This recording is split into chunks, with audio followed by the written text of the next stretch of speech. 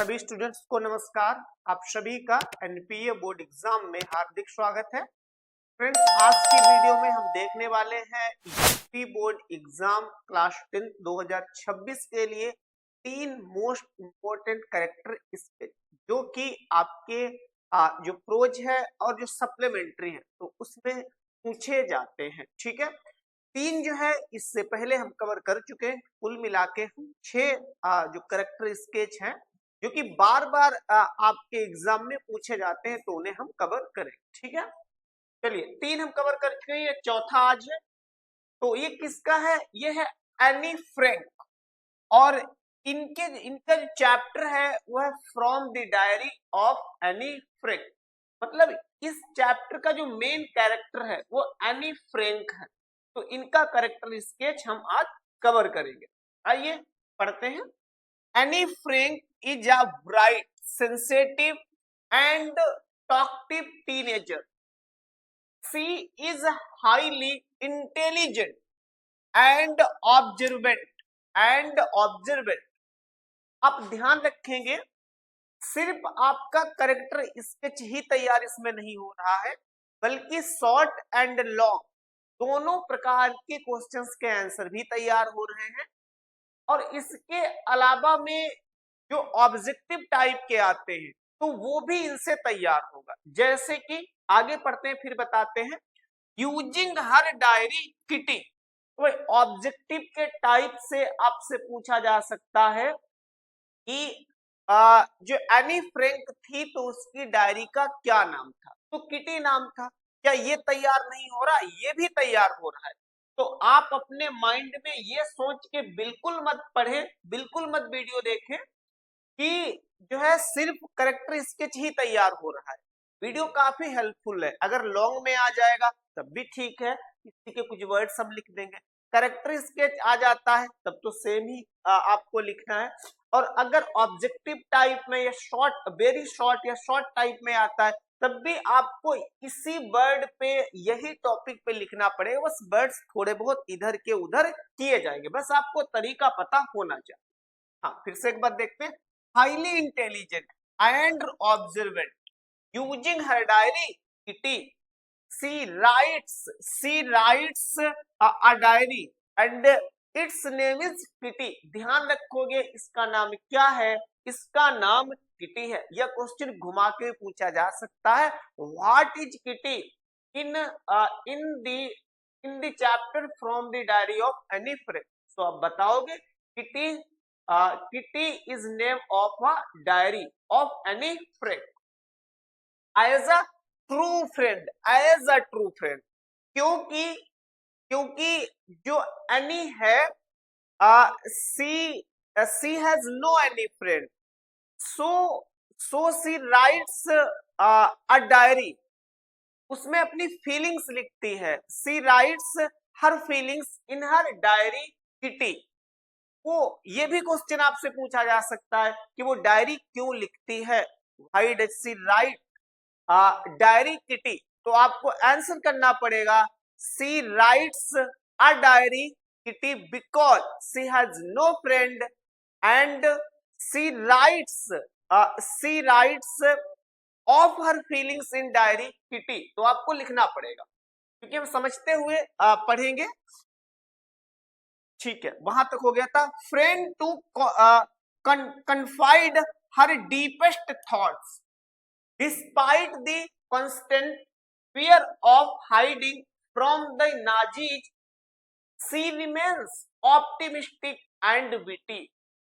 She often engages in humorous arguments with her teacher.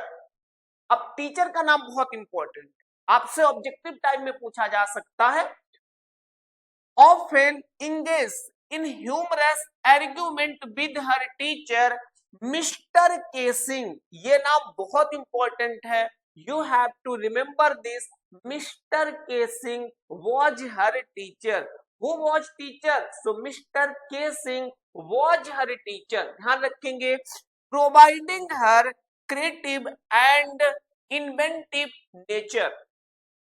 Annie represents the indomitable human spirit and the transition of a young girl into a mature thinker or into a mature girl। तो ये complete जो है character sketch है जिसको मैंने highlight किया है। आप भी अपने एग्जाम में इसको हाईलाइट कर सकते हैं, अंडरलाइन जो है कर सकते हैं, क्योंकि ये मेन वर्ड है। अगर आप इन्हें छोड़ेंगे तो आप कुछ ना कुछ मेन चीज मिस करेंगे। ठीक है, चलिए अब नेक्स्ट कैरेक्टर स्केच देखते हैं जो कि भोली का है। ये 5वां है, इसके बाद में हम एक और देखेंगे, ये 5th है। ओके, चलिए ये देखते हैं ये कौन सा भाई। Bholi originally named Sulekha, so Sulekha was also Bholi, you can say in other words. ठीक है, तो सुलेखा ही भोली का नाम होता है, या कह सकते हो the real name of Bholi was Sulekha. Sulekha उसका रियल नाम है। Is a shy and neglected girl, she is a shy and neglected girl who undergoes a significant transformation through education, initially treated as a backward child, initially treated as a backward child due to her pock marks and stammer, she lacks self confidence in starting of chapter। वो chapter की शुरुआत में उसमें confidence नहीं होता है। होली में जो है कॉन्फिडेंस होता नहीं है, बहुत ज्यादा वो डरती है। However with the support of kind of teacher, इसको भी जो है इसके जो टीचर है वो सपोर्ट करते हैं, इसके अंदर जो कॉन्फिडेंस लेवल है वो इंक्रीज करने की कोशिश करते हैं। She gains the courage and after that she gains the courage to stand up for herself, क्योंकि शुरुआत में जो है वो उसके अंदर काफी कॉन्फिडेंस है नहीं। Her growth is most evident when she refuses to marry Vishambar. Name ध्यान रखेंगे, नेम ध्यान रखेंगे। She tries to marry with Vishambar, ये नाम ध्यान रखेंगे। किसके साथ में वो शादी करने की कोशिश करती है? विशंबर के साथ में शादी करने की कोशिश करती है। But after some time she refused marriage, वो कुछ समय के बाद में जो है शादी से इनकार भी कर देती है। क्यों इनकार कर देती है?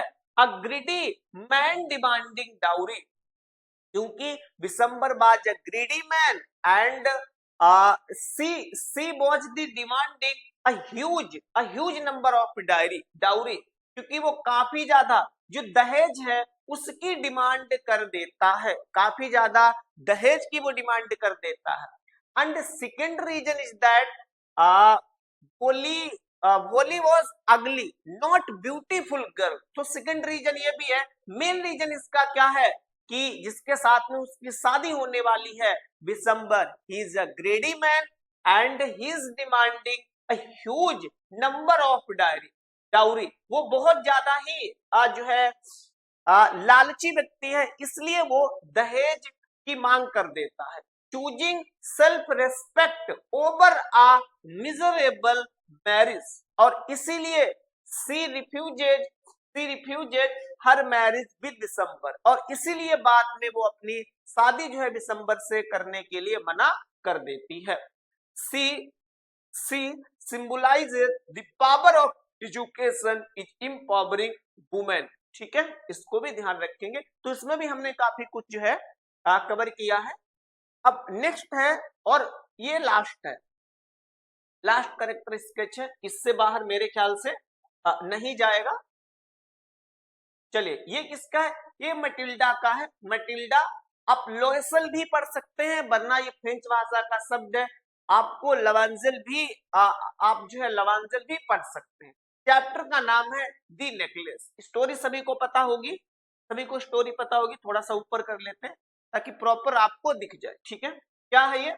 Matilda Loisel is a beautiful but dissatisfied women. But dissatisfied women, जितने अभी हमने भोली का पढ़ा तो वो ब्यूटीफुल नहीं थी, बट वो भी डिससैटिस्फाइड एंड जो है उसके अंदर बहुत ज्यादा करेज नहीं होता है। तो Matilda Loisel is a beautiful women but dissatisfied women. who dreams of a luxurious life. Basically, Matilda Lavenzel, she is a very poor woman, but जो है वो एक्सपेक्ट करती है कि उसकी जो लाइफ है आगे आने वाले समय में बहुत ज्यादा लग्जरियस हो, बहुत ज्यादा ऐशो आराम से भरपूर हो, beyond her middle class. Even she lives in a middle class, but उसके जो सपने हैं वो काफी ज्यादा एक्सपेंसिव हैं, काफी ज्यादा एक्सपेंसिव एंड लग्जरियस हैं. She is vain and materialistic which leads her to borrow a demand necklace. और बाद में क्या होता है कि वो एक जो रियल डायमंड नेकलेस होता है उसको उधार लेती है, क्योंकि अभी बताया ना वो चाहती है कि उसकी लाइफ जो है थोड़ी सी एक्सपेंसिव बने, जो है लग्जरियस लाइफ बने. So she is about to go to a party, so she borrows a diamond of real diamond of necklace, but unfortunately जो है she loses diamond necklace in this party. और थोड़े समय के बाद में जब ये पार्टी में जाती है उधार लेके, तो वो उसका जो नेकलेस है वो इसका खो भी जाता है. To impress others at the ball party थी I think, her life turn into a tragedy. भाई इतना महंगा है, मिडिल क्लास से ये बिलोंग करती है, ठीक है. आप समझ सकते हैं कि बहुत ज्यादा अमीर नहीं है और एक इसे पार्टी में जाना होता है, तो इसलिए ये क्या करती है, बहुत ही महंगा डायमंड नेकलेस उधार लेती है, कह सकते हो रेंट पे लेती है. और जैसे ये जाती है पार्टी में, इसका जो नेकलेस है वो अनफॉर्चुनेटली खो जाता है. तो इसके बाद में काफी ज्यादा टेंशन में आती है और आगे हमारे चैप्टर में कहा गया है कि उसकी लाइफ जो है कैसे चेंज हो जाती है, ट्रेजेडी के रूप में चेंज हो जाती है. आपसे पूछा जा सकता है कि जब उसने जो है अपने नेकलेस को खो दिया, when she loses her necklace, तो उसकी लाइफ पर प्रभाव क्या पड़ा, तो उसकी लाइफ जो है क्या हो जाती है, ट्रेजेडी के रूप में बदल जाती है. when she loses the necklace, बता चुका हूं, after loses the necklace and spends 10 years in extreme poverty. देखो कितना बड़ा चेंजमेंट आता है. उसके बाद में उसकी जो हालत होती है, जो उसकी कंडीशन होती, बहुत ज्यादा पॉवर्टी में चली जाती है और लगभग 10 साल तक वो जो है पॉवर्टी से बाहर ही नहीं निकलती है.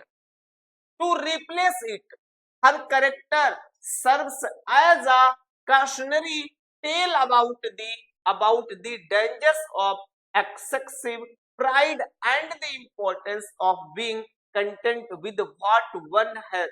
तो उसकी लाइफ हमें सिखाती है कि भाई सावधान रहिए, जो चीज आपके बस की बात नहीं है, आप उसे कैरी ऑन नहीं कर सकते हैं, आप उसे जो है नहीं बियर कर सकते, तो उस चीज से बचिए. तो लास्ट में यही बताया गया, ठीक है.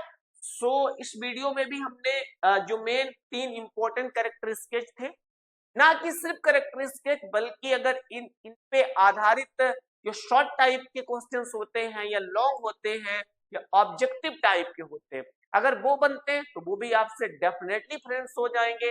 अगर वीडियो आपको पसंद आ रही हो, आपको हेल्पफुल लग रही हो, तो वीडियो को लाइक करके आप हमें जरूर ही मोटिवेट करें. और अगर अभी तक आपने इस चैनल को सब्सक्राइब नहीं किया है तो प्लीज इस चैनल को सब्सक्राइब करके हमें सपोर्ट करें और इस वीडियो को अधिक से अधिक शेयर करें. Thank you, have a good day.